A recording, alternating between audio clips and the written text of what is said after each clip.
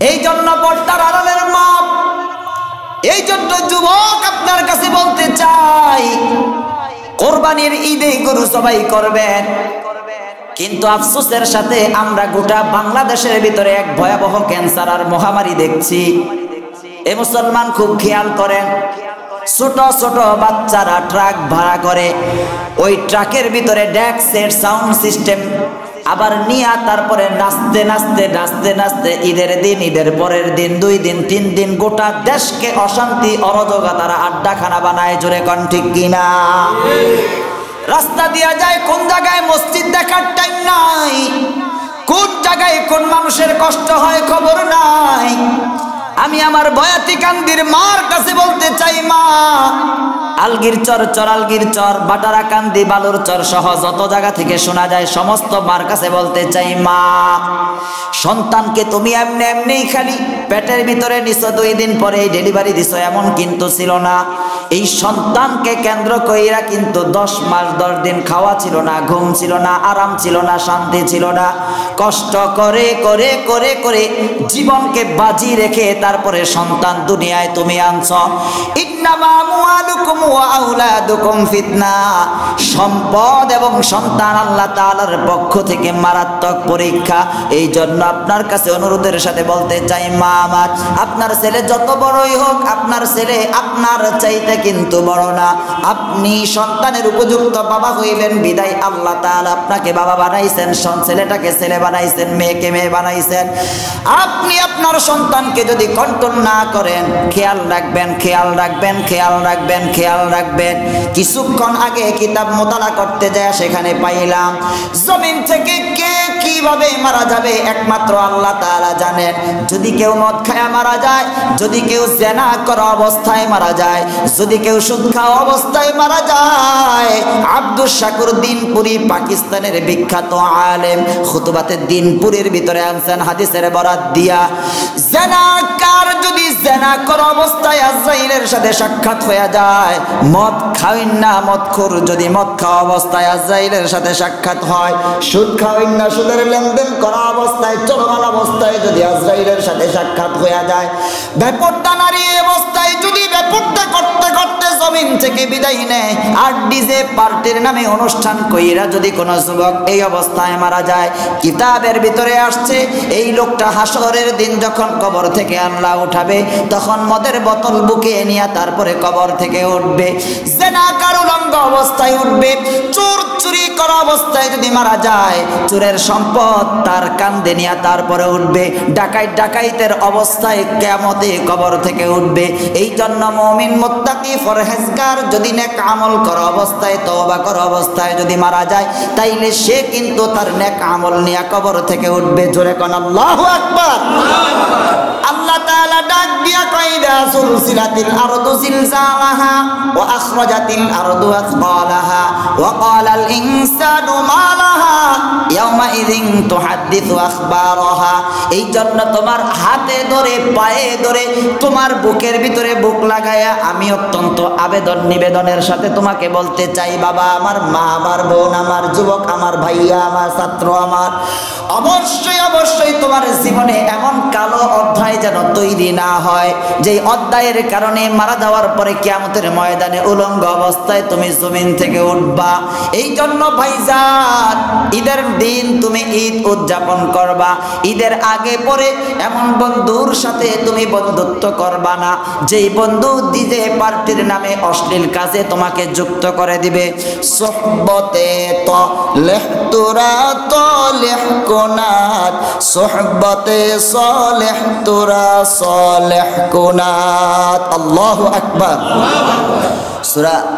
সূরা আনফালের ভিতরে আল্লাহ তাআলা, সূরা তওবার ভিতরে আল্লাহ তাআলা ডাক দিয়া বলেন, ইয়া আইয়ুহাল্লাযীনা আমানুত্তাকুল্লাহা ওয়া কুনু মা'আস সাদিকিন। বাংলা কথা, সৎসঙ্গে স্বর্গবাস, অসৎ সঙ্গে সর্বনাশ। এ দোস্ত আমার, বন্ধু আমার, ভাই আমার, যুবক আমার, এমন কারোর সাথে বন্ধুত্ব পাতাইও না যেই তোমার দুনিয়া আখিরাত খসিরত দুনিয়া ওয়ালা আখিরা করে ফেলবে, তার সাথে তুমি বন্ধুত্ব কইরো না। এই তুমি খেয়াল কেন করো না? আতরওয়ালার কাছে গেলে আতরের গ্যারান পাইবা। আর যদি তুমি একটা খারাপ লোক মেথরের কাছে যাও, মেথরের গন্ধ তুমি তার কাছে পাইবা। এই জন্য আবার তোমার কাছে বলি, তোমার মা যদি তোমারে কয় অমুকের সাথে তুমি চইল না, এই যুবতী তোমারে যদি কয় অমুক মেয়ের কাছে তুমি যাইও না, তুমি খেয়াল রাখবা তোমার মা জমিনের সবাই তোমার খারাপ চাইলে তোমার মা বাবা তোমার খারাপ চাইতে পারে না। জোরে কোন ঠিক কিনা? তোমার মা যদি তোমার খারাপ চাইতো তাইলে তোমারে আতর করে গলা টিপ্পা মাইরা ফালাইতো। তোমার জন্য তোমার বাবা এত কষ্ট করত না। বুড়া বাবা, অসুস্থ বাবা, বৃদ্ধ বাবা, শরীরের ভিতরে শক্তি নাই, তারপরেও তোমার বাবা তোমার জন্য কত কষ্ট, তোমার মা তোমার জন্য কত কষ্ট করে। এই জন্য যুবক খেয়াল করবা, যৌবন একবার যৌবনের ভিতরে যদি স্পট লেগে যায় তাইলে তোমার পরবর্তী জীবন কিন্তু সুখময় হবে না।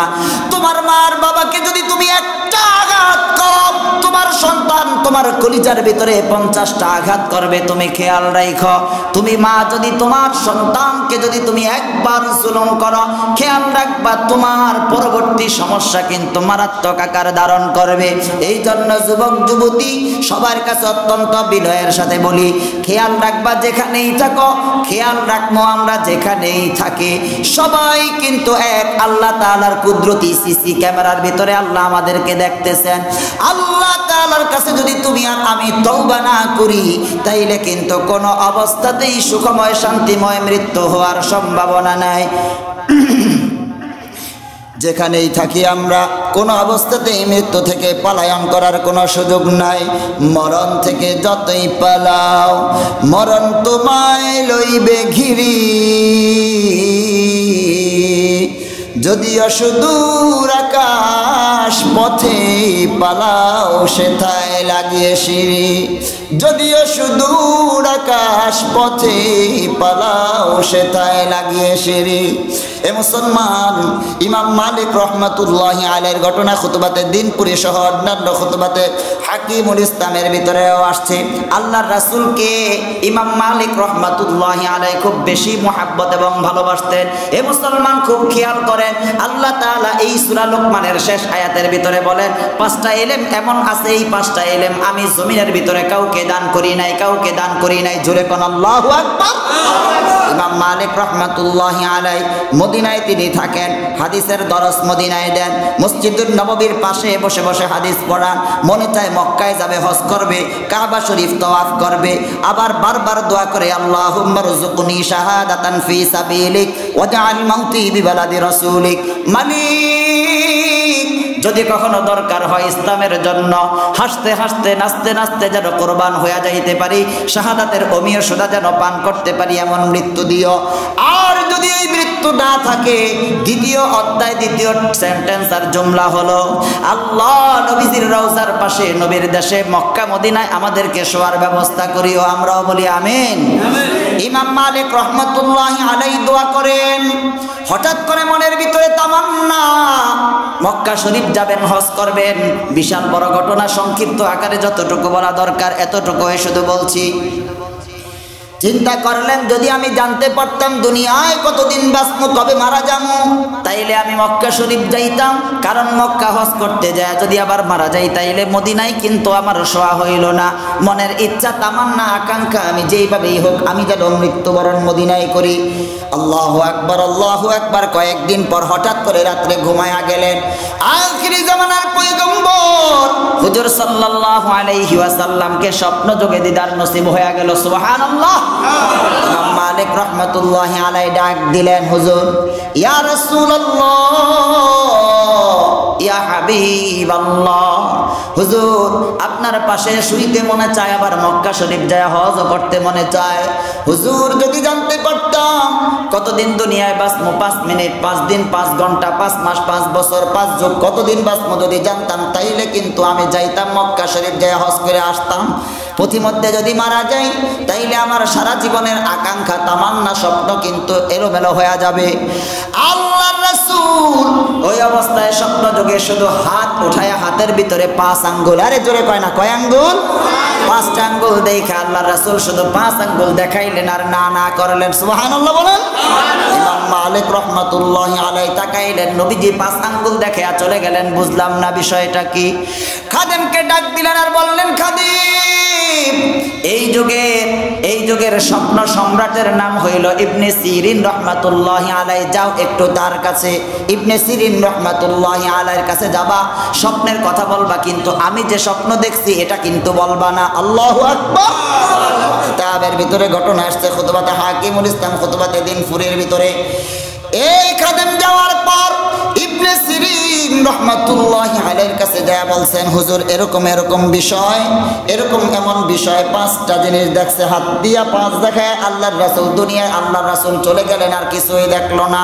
এই কথা বলার সঙ্গে সঙ্গে ইবনে সিরিন রহমাতুল্লাহি আলাইহি বলেন, যুগের সবচেয়ে বিখ্যাত স্বপ্নের তাবির, স্বপ্ন সম্রাট ইবনে সিরিন বলেন, এই যে স্বপ্নের কথা তুমি বলতেছো, এই স্বপ্ন কে দেখছে ওই ব্যক্তির নামটা তুমি বইলা দাও। এ মুসলমান পর্দার আড়ালের মা, ওই খাদেম ডাক দিয়া কয়, হুজুর ওই লোকের নাম কিন্তু বলা যাবে না, নাম বলতে নিষেধ করেছেন। কিতাবের ভিতরে মর্মান্তিক হৃদয়গ্রাহী ঘটনা আসছে। ইবনে সিরিন তো সাধারণ কোনো মানুষ না। ইবনে সিরিন ডাক দিয়া বললেন, শুনো, যেই স্বপ্ন দেখছো সাধারণ স্বপ্ন না, এই স্বপ্নের ভিতরে অনেক কিছু আছে। এই স্বপ্ন সাধারণ কোনো মানুষ দেখতে পারে না। আমিও তোমার একটা কথা বইলা দেই, খুব শুনো। এই স্বপ্ন শুধুমাত্র কেবলমাত্র একজনই এই স্বপ্ন একবার এই সময়ে দেখা সম্ভব, অন্য কারোর পক্ষে সম্ভব না। যেই লোকটা এই স্বপ্ন দেখতে পারে এই লোক হইল যুগের বিখ্যাত আলেম, বিখ্যাত ইমাম মালিক রহমাতুল্লাহি আলাইহি। জোরে কোন সুবহানাল্লাহ। যতক্ষণ পর্যন্ত স্বপ্নকে দেখতে বলবা না, আমি স্বপ্নের ব্যাখ্যা দিব না। খাদেম যায় যখন বলছে, বলার সঙ্গে সঙ্গে হযরত ইমাম মালিক রহমাতুল্লাহি আলাইহি নাম তো বইলাই দিছে। আমি যে স্বপ্ন দেখছি ইবনে সিরিন না জান্না না বুঝা আন্তাজেই বইলা দিছি, আমার দ্বারাই দেখা সম্ভব। যাও যায়া সব কিছু বইলা জান্না সব। এই শব্দের তাবির আর ব্যাখ্যা কি? এই মুসলমান পর্দার আড়ালের মা, মরা তো সবাই যাবো, খুব খেয়াল করেন, কেউ দুনিয়ায় থাকবো না। যত সুন্দর দেহওয়ালা হই, যা কিছু হই, কেউ কিন্তু থাকবো না, খুব খেয়াল করেন। খাদেম যায়া যখন বলছে, ডাক দিয়া ইমাম মালিক রহমাতুল্লাহি আলাইহির স্বপ্নের ব্যাখ্যা জাহির করা হয়। স্বপ্ন সম্রাট ইবনে সিরিন রহমাতুল্লাহি আলাইহি ডাক দিয়া কয়, শোনো, আল্লাহর রাসূল তো 5 দিয়া অন্য কিছু বুঝায় নাই। কোরআনের সূরা লোকমানের সর্বশেষ আয়াত, এই আয়াতের ভিতরে 5টা বিষয়ের ইলম আছে। এই ইলমের ব্যাপারে আল্লাহর রাসূল ইবনে সিরিন রাহমাতুল্লাহি আলাইহি বলছেন, আল্লাহর রাসূল ইমাম মালিককে হাত দিয়া 5টা বিষয়ের ইঙ্গিত করে বলছে, ইমাম মালিক এই 5টা বিষয় জানতে চাইও না, কাউকে আল্লাহ জানাই নাই, আমারও জানাই নাই, কাউকে জানার সুযোগ নাই, একমাত্র আল্লাহ তাআলাই জানেন। জোরে কোন সুবহানাল্লাহ। এর ভিতরে 5টা বিষয় কি? 1 নম্বর, ইন্নাল্লাহা ইনদাহু ইলমুস সাআ। 1 নম্বর হইল কিয়ামত কবে হবে, কখন হবে, কিভাবে হবে, কি পজিশনে হবে, কোন নবী জানে না, ফেরেশতা জানে না।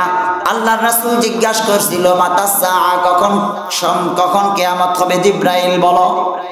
জিবরাইল আলাইহিস সালাম নবীজির কাছে হাদিসে জিবরাইলের ভিতরে এসেছে, জিজ্ঞাসা করছে। ওই সময় জিবরাইল আলাইহিস সালামকে আল্লাহর রাসূল উত্তর না দিয়া শুধু এই কথাই বলছিল, মাল মাসউলু আনহা বিআলামা মিনাস সাইল। সাইল, তুমি আমার কাছে প্রশ্ন করছো জিবরাইল, কিয়ামত কবে হবে সংঘটিত, এটা আমি তো জানি না। যদি জানতা তুমি জানতা, কারণ জিবরাইল তুমি আল্লাহ তাআলার বাড়ির পাশে থাকো। জোরে কোন সুবহানাল্লাহ। 1 নাম্বার হইল কবে কিয়ামত হবে, একমাত্র আওয়াজ করে একটু বলেন, কে জানে? আল্লাহ। বলেন একটু, কে জানে? আল্লাহ। ইন্নাল্লাহা ইনদাহু ইলমুস সাআ ওয়া ইউনাজ্জিলুল গায়ব। আগামী কালকে অথবা আজকে রাতে কতটুকু বৃষ্টি হবে, কি পরিমাণ হবে, হবে কি হবে না, এটা একমাত্র বৃষ্টির খবর। জোরে বলেন, কে জানে? আল্লাহ। ওয়া ইউনাজ্জিলুল গায়ব ওয়া ইয়ালামু মা ফিল আরহাম। অত্যন্ত গুরুত্বপূর্ণ কথা। মায়েদের রেহেমের ভিতরে কি আছে, মায়েদের বাচ্চাদানির ভিতরে কি আছে, ছেলে না মেয়ে আছে, আবার হবে কি হবে না, ছেলে হবে না মেয়ে হবে? বলবেন হুজুর আল্ট্রাসোনোগ্রাফি করে বলা হয়। সম্পূর্ণ মিথ্যা। একটা নির্ধারিত টাইম যাওয়ার আগ পর্যন্ত ডাক্তাররাও বলতে পারে না এটা কি হবে, কিন্তু আমার মালিক আগে থেকেই জানেন সন্তান ছেলে হবে না মেয়ে হবে, নাকি মারাই যাবে নাকি হবেই না। জোরে কোন সুবহানাল্লাহ। তাহলে সন্তান কবে হবে, কি হবে না হবে একমাত্র কে জানেন? এর পরেরটা হইল আমাদের জন্য খুব ইম্পর্টেন্ট, আমাদের আলোচনার বিষয়। ওয়ামা তাদরি নাফসুম মাযা তাকসিবু গাদা ওয়ামা তাদরি নাফসুম বিআইয়ি আরদিন তামুত। 4 নম্বর, আগামীকালকে তুমি কি কামাই করবা আর কতটুকুন খাইবা, কি পরিমাণ খাইবা, খাইবা কি খাইবা না, খাওয়ার সুযোগ পাইবা না। তোমার অর্জিত রিজিকের খবর একমাত্র আল্লাহ তাআলা জানেন, এটা কেউ জানে না, কেউ বলতেও পারবে না। সর্বশেষ কে কোন জায়গায় কোন হালতে কি অবস্থায় মারা যাবে, এই মৃত্যুর খবর একমাত্র আল্লাহ তাআলা জানেন। জোরে কোন সুবহানাল্লাহ। আপনার কাছে বলতে চাই যেই কথা, এই জমিনের ভিতরে আল্লাহ আছে কি নাই এটা নিয়েও বিস্তর সমালোচনা আছে। আল্লাহর রাসূল কি অবস্থায় আছে এটা নিয়েও অনেক ধরনের প্রশ্ন আছে। আখিরাত আছে কি আছে না এটা নিয়েও কিন্তু প্রশ্ন আছে। কিন্তু আস্তিক নাস্তিক ধর্ম বিধর্মী সব কিছু যদি আপনি একসাথ করে একটা ব্যাপারে সবার কাছ থেকে জবানবন্দি নেন, এই বিষয়টার নাম হইল, সাবজেক্টের নাম হইল মরণ অথবা মৃত্যু। এই ব্যাপারে আজ পর্যন্ত কেউ দ্বিমত পোষণ করতে পারে নাই, কেউ দ্বিমত পোষণ করতে পারবে না, পারার কোনো চান্স আর সুযোগও নাই। তার মানে হইল আস্তিক হোক নাস্তিক হোক, ধনী গরিব রাজা প্রজা যেই যে জায়গায় থাকুক, সমস্ত মানুষকে মৃত্যুবরণ করতে হবে।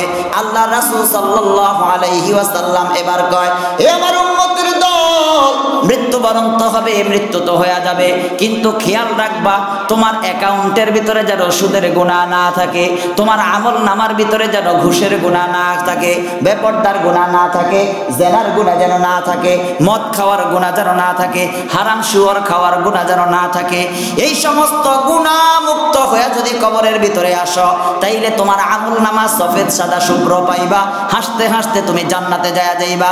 আল্লাহ তাআলা কোরআনুল কারীমের সূরা ইনশিকাকের ভিতরে বলেন, ফাআম্মা মান উতিয়া, আমার দিকে তাকায়া দেখেন, ফাআম্মা মান উতিয়া কিতাবাহু বিয়ামিনি ফাসাউফা ইউহাসাবু হিসাবান ইয়াসীরা ওয়া ইয়ানকালিবু ইলা আহলিহি মাসরুরা। ডাইন হাতে আমল নামা পাবে, পাওয়ার পরে হাস্যোজ্জ্বল চেহারা নিবে, হাসর নাসর সহজ হয়ে যাবে। আত্মীয় স্বজন বন্ধু বান্ধবের কাছে যায় বলবে, দেখো আমি পরীক্ষায় পাশ করছি, আমি A+ গোল্ডেন A+ পেয়েছি। এই কথা বলতে বলতে জান্নাতের দিকে যাইতে থাকবে। ওয়া আম্মা মান উতিয়া কিতাবাহু ওয়ারা আযহরি, কিতাবের ভিতরে বড় কঠিন ভাবে আল্লাহ তাআলা কোরআনুল কারীমের ভিতরে বলে, ও মুসলমান, হাত ভাঙ্গা কইরা তারপরে পিঠ দিক থেকে আল্লাহ তাআলা হাতটা বাইর করবে, বাম হাতের ভিতরে আমল নামা দিবে, দেওয়ার পরে ওই মানুষগুলা চিৎকার কইরা কাঁদতে থাকবে, সায়াসলা সাইরা ইন্নাহু কানা ফি আহলিহি মাসরুরা। আল্লাহ তাআলা ডাক দিয়া বলবে, ইমাম সাহেব কত সুন্দর করে বুঝাইছিল, ওয়াজিন কেরাম কত সুন্দর করে বুঝাইছে, বিভিন্ন ভাবে বক্তারা আলেম ওলামারা বোঝানোর চেষ্টা করছে, রং তামাশাই নো পড়তে নো চিন্তা মজা মাস্তি করে সময় কাটাইছো, নামাজের ধারে কাছে ছিল না, হালাল হারামের তোয়াক্কা করে তুমি চলো নাই। এই জন্য আজকের এই মুহূর্তে তোমারে বাঁকা হাত কইরা তারপরে বাম হাতের ভিতরে আমল নামা দেওয়া হয়েছে। তোমার চাইতে কুলাঙ্গার কপাল পোড়া বদনসিব জমিনের ভিতরে দুর্ভাগা হতভাগা আর কেউ নাই। কান্না করতে থাকবি, পরীক্ষায় ফেল করা ছেলেগুলো যেরকম কারোর সাথে দেখা সাক্ষাৎ করতে চায় না, সমস্ত মানুষগুলা আরেকজনের কাছ থেকে আড়াল হয়ে যায়, কারণ সবাই বলবে পরীক্ষার আগে ভালো করে পড়ালেখা করো নাই, দুষ্টামি ফাজলামি করছো, বন্ধুদের সাথে আড্ডা পাল্লা দিয়া ঘোরাঘুরি করছো, আজকে পরীক্ষায় এই অবস্থা হয়েছে। ঠিক ওই সময় কিয়ামতের হাসর নাসরের অবস্থা হবে বড় ভয়ঙ্কর। ইয়াউমা ইয়াফিরুল মারউ মিন আখিহি ওয়া উম্মিহি ওয়া আবিহি ওয়া সাহিবাতিহি ওয়া বানি। কোন ভাই বেরাদর আত্মীয় স্বজন কাউকে খুঁজা বাবা তার ছেলেকে পাবে না, সন্তান তার বাবাকে পাবে না, মা তার সন্তানকে খুঁজে পাওয়া যাবে না। প্রত্যেকে একটা কথা বলবে, আমার জমিনের ভিতরে ছেলে মেয়ে কেউ ছিল না, আমি একাকী ছিলাম, আজকের এই মুহূর্তে আমি জান্নাতে যাবো না জাহান্নামে যাবো, এই অবস্থা তৈরি হবে। আল্লাহ তাআলা ডাক দিয়ে কই, বান্দা এই নাফরমানের দলেরা, মুসলমানের দলেরা খেয়াল করো, আইনামা তাকুনু ইউদরিকুমুল মাউত ওয়ালাউ কুনতুম ফি বুরুজিম মুশাইয়াদা। গোটা পৃথিবীর সমস্ত তথ্য প্রযুক্তি খাটায়া তারপরে যদি এমন একটা অট্টালিকার রাজপ্রাসাদ তুমি বানাও, যেই রাজপ্রাসাদের ভিতরে যায় তুমি পলাইবা, তুমি চিন্তা করে দেখবা হাজার হাজার সিসি ক্যামেরা লাগানো আছে, ডাকাইত ঢুকলে তার আগেই টের পাওয়া যাবো। এমন রিমোট কন্ট্রোল সিস্টেম জমিনের ভিতরে আমি আমার বাড়ির ভিতরে সেটিং করছি, যেটা দিয়া কোন দরজা দিয়া ঢুকমো বাইর হমো কেউ জানবে না। আজরাইল তো হইল এমন এক দানব, আজরাইল হইল এমন এক আল্লাহ তাআলার সৃষ্টি। এই আজরাইল কিন্তু তোমার সিসি ক্যামেরার কোনো তোয়াক্কা করবে না। আজরাইল কিন্তু তোমার সদর গেট আর মেইন গেট দিয়া ঢোকার জন্য পারমিশনের কোনো প্রয়োজন হবে না। তোমার স্ত্রী তোমার দিকে তাকাইবে, আমার স্বামী তো আমার সাথে সকালবেলা রাত্রিবেলা একসাথে একই বিছানায়, কোন সময় আজরাইল গলা চাপ দিয়া রূহ বাইর কইরা তোমার স্বামীকে তোমার কাছ থেকে নিয়ে যাবে মা আমার, তুমি টেরও পাইবা না, টেরও পাইবা না। এমন পাওয়ারফুল এক শক্তি আল্লাহ তাআলা আজরাইলকে দান করেছেন। জোরে কান সুবহানাল্লাহ। এই হযরতপুর কবরস্থানের ভিতরে যদি যান, তাকায় দেখবেন আল্লাহর রাসূল প্রত্যেক শুক্রবার মসজিদের ভিতরে জুমার নামাজ আদায় কইরা মুসল্লিদেরকে নিয়ে তারপরে জান্নাতুল মুআল্লা, জান্নাতুল বাকিতে চলে যাইতেন আর দেখাইতেন, দেখো কবরগুলার অবস্থা কি।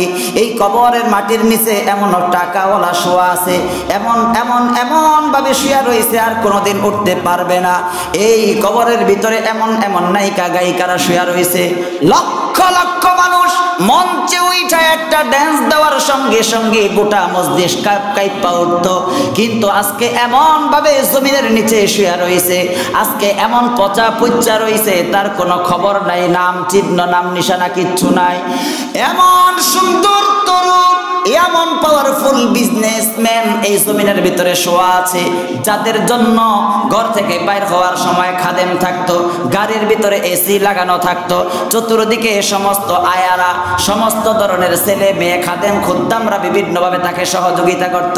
কবরের ভিতরে এমন শুয়ে রয়েছে, এমন শুয়ে আছে, কবরের ভিতরে এমন ভাবে শুয়ে আছে, এই জবান থেকে কোনোদিন আর আব্বু ডাক আসবে না, এই জবান থেকে কোনোদিন আর দাঁড়ায় নামাজ পড়ার মতন কোনো শক্তি নাই। প্রত্যেকটা কবরবাসী আপনাকে আর আমাকে হাত উঠায় বলতেছে, এই জমিনের উপরের আল্লাহর বান্দারা, বান্দিরা, কবরের ভিতরে আমরা শুয়ে আছি, আমাদের মতন তোমরা কিন্তু ভুল করো না। আমরা তওবা করে আসতে পারি নাই, তোমরা কিন্তু তওবা ছাড়া কিন্তু আইসো না। তওবার প্যাকেজ নিয়ে তারপরে কবরের ভিতরে ঢুইক। মানুষের হক হালাল যদি কোনো কিছু থাকে এগুলা পরিশোধ করে কবরের ভিতরে আইসো। কেউ যদি তোমাদের কাছে পানা দেও না লেনা দেনা থাকে এগুলা পরিশোধ করে কবরের ভিতরে আইসো। আল্লাহর রাসূলকে সন্তুষ্ট করে আইসো। এই জমিনের ভিতরে থাকার জন্য যেই ঘর তোমাকে দেওয়া হবে, এই ঘর হয়তো আল কবরু রাউদাতুম মিন রিয়াদিল জান্নাহ, জান্নাতের বাগান, নেক আমল নিয়ে আসলে তোমার জন্য হয়ে যাবে। আর না হয় আও হুফরাতুম মিন হুফারিন নার, না হয় কিন্তু এই কবরটা তোমার আর আমার প্রত্যেকের জন্য জাহান্নামের গর্ত হবে। এই জন্য আমার মা বোন আত্মীয় স্বজন যারা যে যেখানে আছেন প্রত্যেকের কাছে অত্যন্ত বিনয়ের সহিত বলতে চাই, ঈদের নামাজ পড়বেন, কুরবানি দিবেন, বিভিন্ন নেক আমল করবেন, কিন্তু একটা নেক আমল এমন যেন মাত্রা অতিরিক্ত না হয়, যেই নেক আমল করতে গিয়া আবার আনন্দ বিনোদনের নামে আপনার গুনাহ হয়ে যায়। কোনো বাসার ভিতরে গান বাদ্য কইরা আরেকজনের ঘুম হারাম করেন না। কোনো বাসার ভিতরে বিভিন্ন ধরনের দুমদারাক্কা আয়োজন কইরা আরেকজনের ঘুম হারাম করেন না। আপনি যত বড় মন্ত্রী পরিষদের কিচ্ছু হন, আপনি যত বড় হাইব্রিড নেতা হন, আপনি যত বড় হাজী সাহেব হন, আপনি যত বড় অমুকওয়ালা তমুকওয়ালা হন, মানুষ হয়তোবা আপনার সামনে দাঁড়ায় কিচ্ছু বলবে না, কিন্তু খেয়াল রাখবেন সবাই কিন্তু এখনকার এই সময়ে কিন্তু কেউ কিন্তু গান বাদ্য করে সমাজ নষ্ট করবেন, এটা কিন্তু কেউ পছন্দ করে না। জোরে কোন ঠিক কিনা? এই জন্য আল্লাহ তাআলা আজকের এই কথাগুলোর উপরে আমল করার তৌফিক আমাদের সবাইকে দান করুক। সবাই বলি আমিন। আগামী কালকে হচ্ছে মা বোনেরা যারা আছেন তাদের জন্য একেবারে শর্টকাট 1-2 মিনিটের ভিতরে কথা। আগামীকাল শনিবার, এর পরের দিন হইল রবিবার। আমাদের দেশের জন্য রবিবার হইল জিলহজ মাসের 9 তারিখ। জিলহজ মাসের 9 তারিখে 1 নম্বর আমল ছিল জিলহজ মাসের 1 থেকে 9 তারিখ পর্যন্ত আল্লাহর রাসূল বলছে যদি কেউ 9টা রোজা রাখে, একটু বলেন কয়টা? 9টা রোজা রাখে। এটা আমরা গত সপ্তাহে আলোচনায় বলছিলাম। তো আল্লাহ তাআলা তার পিছন এবং পিছনের 1 বছরের গুনাহ, সামনের 1 বছরের গুনাহ 9টা রোজা যদি কেউ রাখতে সক্ষম হয়, অনেকেই রাখছে, এর উসিলা করে আল্লাহ তাআলা তার জীবনের সামনের পিছনের গুনাহ মাফ করে দেয়। সুবহানাল্লাহ।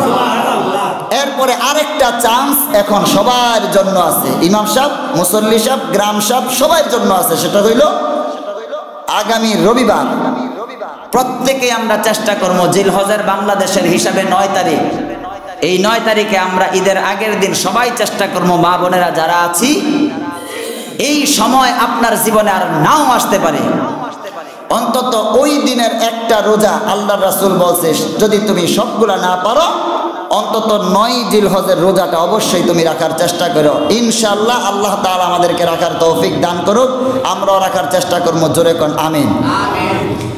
নাম্বার 2, এই রবিবার ফজরের নামাজের পর থেকে, রবিবার ফজরের নামাজের পর মা বোনেরা যারা ঘরে আছেন থাকবেন, নামাজ পড়বেন, নামাজ পড়েন। ডাইন দিকে বাম দিকে ফরজ নামাজ যেটা ফজর, জোহর, আসর, মাগরিব, এশা, পরের দিন ফজর, জোহর, আসর, মাগরিব, এশা, তো আপনারা চেষ্টা করবেন নামাজ শেষ করার সাথে সাথে একবার তাকবীরে তাশরিক, আল্লাহু আকবার, আল্লাহু আকবার, লা ইলাহা ইল্লাল্লাহু, আল্লাহু আকবার, আল্লাহু আকবার, ওয়ালিল্লাহিল হামদ, এই আমলগুলা করবেন প্রত্যেক নামাজের পর। এই তাকবীরে তাশরিক এই দিনগুলাকে বলা হয় 23 ওয়াক্ত নামাজের ভিতরে, 23 ওয়াক্ত নামাজের ভিতরে ফরজ নামাজ আদায় করার সাথে সাথে ডান দিকে আসসালামু আলাইকুম, বাম দিকে আসসালামু আলাইকুম ফিরায়া, মা বোনের আবারও বলছি খেয়াল করেন, একবার তাকবীরে তাশরিক, আল্লাহু আকবার, আল্লাহু আকবার, লা ইলাহা ইল্লাল্লাহু, আল্লাহু আকবার, আল্লাহু আকবার, ওয়ালিল্লাহিল হামদ, এই তাকবীর এই কালেমা পড়া প্রত্যেকের জন্য একবার পড়া ওয়াজিব, আমল করার চেষ্টা করবো ইনশাআল্লাহ। নাম্বার 2, নাম্বার 3, ঈদের দিন আপনারা সবাই গরু কোরবানি করবেন, আমরা কর্ম সহযোগিতা করবো ইনশাআল্লাহ।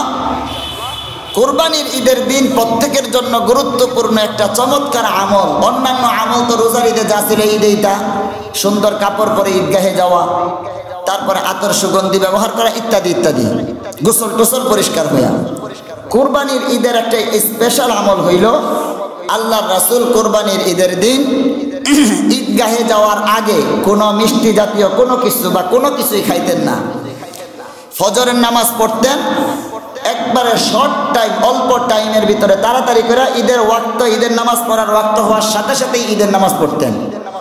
ওইরা যে জানোয়ারকে কোরবানি দিতেন আল্লাহর রাসূল সাথে সাথে কোরবানি দিয়ে ফেলতেন, এবং ওই জানোয়ার কোরবানির পশুর কিছু গোশত বাসায় নিয়ে তাড়াতাড়ি রান্না কইরা তারপরে ঈদের দিন আল্লাহর রাসূল কোরবানির পশু থেকে কিছুটা গোশত খাইতেন। এইভাবে ঈদের সুন্নতটা আমল করতেন।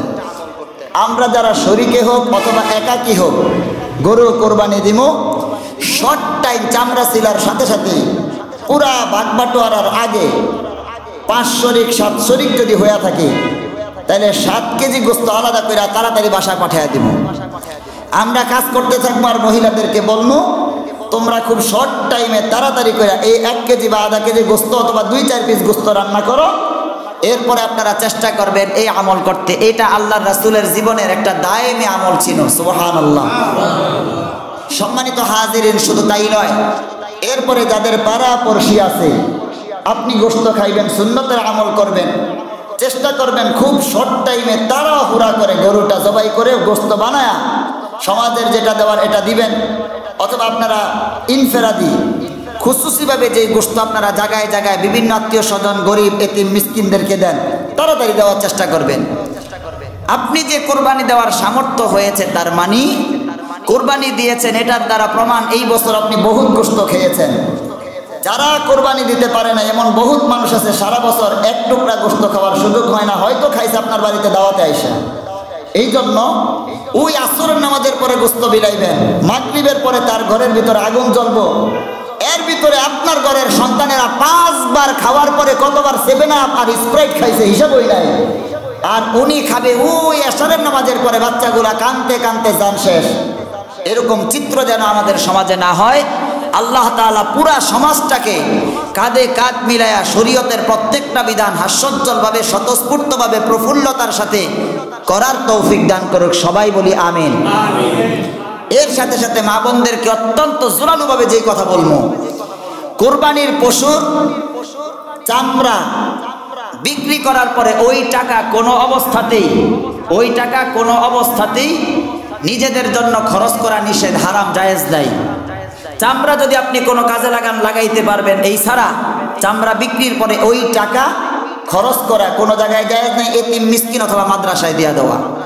কোরবানি আপনি যেই সমস্ত কষাই দিয়া গোস্ত বানাইবেন, আবারও বলতেছি খুব খেয়াল করবেন, ওই কষাইকে আপনি 1000 টাকা তার সাথে চুক্তি করার পর তাকে আপনি 500 টাকা দিয়ে দিলেন নগদ, আর 500 টাকার গোস্ত যদি দেন তাইলে কোরবানি একেবারে বাতিল হয়ে যাবে। কোনো অবস্থাতেই এটা জায়েজ নাই। ওর সাথে আপনার চুক্তি হয়েছে 1000 টাকা দেওয়ার, ওরে 1000 টাকাই দিবেন। এরপরে আপনি মানবিক দৃষ্টিকোণ থেকে যদি তাকে 1 কেজি 2 কেজি 5 কেজি গোস্ত দেন আলাদা, কিন্তু কোরবানি 50-50, 1000 টাকা চুক্তি হওয়ার পরে 500 টাকা দিবেন, 2000 টাকার ভিতরে 500 টাকা দিবেন আর 500 টাকার গোস্ত দিবেন, এইটা যদি করেন কোরবানি নষ্ট হবে। এর সাথে সাথে আরো গুরুত্বপূর্ণ কথা, আমরা যারা মা বোনেরা আছি, যারা আছি কোরবানি হওয়ার পরে জুমার সময় বলছি, এখন আবার আপনাদেরকে বলার জন্যই শুধু তাফসির করা, সেটা হইল গরু কোরবানি যখন হবে কম পক্ষে 10 মিনিট অথবা 15 মিনিটের আগে কোনো অবস্থাতেই গরুর চামড়া যেন ছিঁড়া না হয়, হাত পাও যেন কাটা না হয়। বারবার বলতেছি, ডাক্তাররাও নিষেধ, শরীয়ত তো পুরাই নিষেধ করে। গরু যখন একেবারেই নিস্তেজ হয়ে যাবে, মারা যাবে, গরু শুধু জবাই করার পরেই মারা যায় না, সময় লাগে 10 মিনিট 15 মিনিট। গরুটা যখন একবারে নিথর দেহ হয়ে যাবে, তখন আপনারা আপনাদের মতন করে চামড়া ছিলবেন, খাতির জমায় কাজ করবেন, তার আগে কইরা গরুরে কষ্ট দিবেন না। জবাই বহুত কঠিন, মৃত্যুবরণ জান কবজ বহুত কঠিন জিনিস। আল্লাহ তাআলা আমাদেরকে এই আমলগুলো করার তৌফিক দান করুক, খেয়াল রাখার, স্মরণে রাখার তৌফিক দান করুক, আমিন। কোরবানির অনেক এলাকার ভিতরে আছে, বিশেষ করে ঢাকা দেখা যায়, গ্রামে হয় না।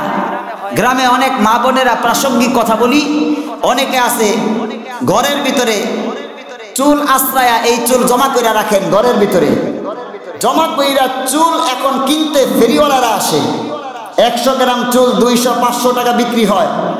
খেয়াল রাখবেন, একটা মানুষ আল্লাহ তাআলার কাছে এত দামি, মানুষের মাথা থেকে পাও পর্যন্ত চুল, হাতের অঙ্গ প্রত্যঙ্গ, নখ সহ কোনো জিনিস, মানুষের কোনো জিনিস বিক্রি করা সম্পূর্ণ টোটাল হারাম, জায়েজ নাই। এই জন্য অনেক এলাকায় দেখা যায় ফেরিওয়ালারা আইসা কয়, এই চুল চুল চুল আসেনি, বিক্রি করবেন। মাথার চুল বিক্রি করা সম্পূর্ণ নিষেধ, এটা আপনি রাখবেন। এই কথা কেন বললাম? অনেক জায়গায় আছে কোরবানির পশুর যে গরু জবাই হয়, এটার তেল অনেক সময় রাখা তেলও বিক্রি হয়। এরকম কাজ সমাজের ভিতরে নানান কিচ্ছা শুরু হয়েছে। আবারও বলছি, কোরবানির পশুর মাথা থেকে পাও পর্যন্ত খুর কন, অমুক কন, তমুক কন, কোনো কিছু বিক্রি করা টোটাল হারাম, জায়েজ নাই। এই বিষয়গুলা খেয়াল রাখবেন। আল্লাহ তাআলা যেন আমাদের কোরবানিকে পাক্কা সাচ্চা সুন্দর একটা কোরবানি করার তৌফিক যেন আমাদের হয়, এটা যেন সত্যিকার অর্থে ইবাদত হয়, আল্লাহ তাআলা তৌফিক দান করুক, আমিন। আলহামদুলিল্লাহি রাব্বিল আলামিন। রব্বানা যালামনা আনফুসানা ওয়া ইল্লাম তাগফির লানা ওয়া তারহামনা লানাকুনান্না মিনাল খাসিরিন। মাওলাই কারীম, মাগরিবের নামাজের পর থেকে এই পর্যন্ত তোমার নেককার বান্দারা দীর্ঘক্ষণ বসা, আয় আল্লাহ কোরআনুল কারীম থেকে জান কবজ মৃত্যুর সম্পর্কে যেই সমস্ত আলোচনা আমরা করেছি, মাওলাই কারীম মেহেরবানি করে আমাদের তামাম জিন্দিগির গুনাহ মাফ করে মৃত্যুর জন্য আমাদেরকে প্রস্তুতি গ্রহণ করার তৌফিক দান করে দাও। আয় আল্লাহ, আজকের এই আলোচনা আমাদের জীবনের মোড় পরিবর্তন করার পাথেয় হিসেবে তুমি কবুল করে নাও। মাওলাই কারীম, এই গ্রামের ভিতরে যত জায়গায়, মহল্লার ভিতরে যত মা বোনেরা অসুস্থ আছে, বাবারা অসুস্থ আছে, সবাইকে সমস্ত ধরনের মানসিক শারীরিক রোগ থেকে হেফাজত করে শেফায়ে কামেলা আজেলা দায়মা কুল্লিয়া নসিব করে দাও। আয় আল্লাহ, মক্কা মদিনায় এই সময় এই মুহূর্তে যে সমস্ত হজ করার জন্য হাজী সাহেব নারী পুরুষ জমায়েত হয়েছেন, তাদেরকে হজ্জে মাকবুল এবং মাবরুর তুমি নসিব করে দাও। আয় আল্লাহ আমরা যারা যাইতে পারি নাই আমাদেরকেও মক্কা মদিনা আয় আল্লাহ হজ করে মাওলাই কারীম মক্কা মদিনা জিয়ারত করার তৌফিক তুমি দান করে দাও। মাওলাই কারীম তোমার কাছে ফরিয়াদ, তোমার এক বান্দা তার সন্তান বিদেশ থেকে টাকা পাঠিয়েছে মসজিদে আজকের তাফসিরে। আয় আল্লাহ তাআলা মাওলাই কারীম আপ্যায়নের ব্যবস্থা করেছেন। মাওলা তোমার কাছে ফরিয়াদ, ওনার সন্তান সহ যত সন্তানেরা বিদেশের জমিনে আছে আয় আল্লাহ তোমার কাছে ফরিয়াদ, সবাইকে আসমানি জমিনি বালা মুসিবত থেকে তুমি হেফাজত করো। আয় আল্লাহ নেক হায়াত দারাজ করে দাও, হালাল পথে লক্ষ টাকা কামাই করার সুযোগ তুমি করে দাও। আমাদের এই বয়াতি কান্দি মসজিদকে তুমি কবুল করে নাও। উপস্থিত আমরা যারা আছি আমাদের ভিতরে যারা রোগী আছে সুস্থতা দান করে দাও। প্রত্যেককে মাওলা সহিভাবে সুন্দরভাবে সুন্নাহ মোতাবেক কোরবানি করার তৌফিক দান করে দাও। আয় আল্লাহ শুধু গোশত খাওয়া নাম ফুটানি যেন না হয়, কোরবানি যেন আয় আল্লাহ সুন্দর একটা ইবাদত হয়। আয় আল্লাহ এই ইবাদতকে মাওলা তুমি কবুল আর মঞ্জুর করে নাও। আয় আল্লাহ তোমার কাছে আখিরি তামান্না, ঈদুল আজহা কেন্দ্রিক আনন্দ বিনোদনের নামে সমাজে দেশে গোটা দেশের ভিতরে ক্যান্সারের আগুন ধারণ করে যেই সমস্ত ধরনের অশ্লীলতা বেহায়াপনা বেলেল্লাপনার ছড়াছড়ি, এগুলা থেকে আমাদেরকে আমাদের সন্তান আমাদের যুবক আত্মীয় স্বজন সবাইকে মাওলা তুমি মাহফুজ করে দাও। আল্লাহুম্মা রহামনা ফাইন্নাকা খায়রুর রাহিমিন। সুবহানা রাব্বিকা রাব্বিল ইজ্জাতি আম্মা ইয়াসিফুন ওয়া সালামুন আলাল মুরসালিন। আমিন ওয়াল হামদুলিল্লাহি রাব্বিল আলামিন। ঢাকা মাহফিল সুস্থ সমাজ গড়ার বিপ্লবী চেতনায়।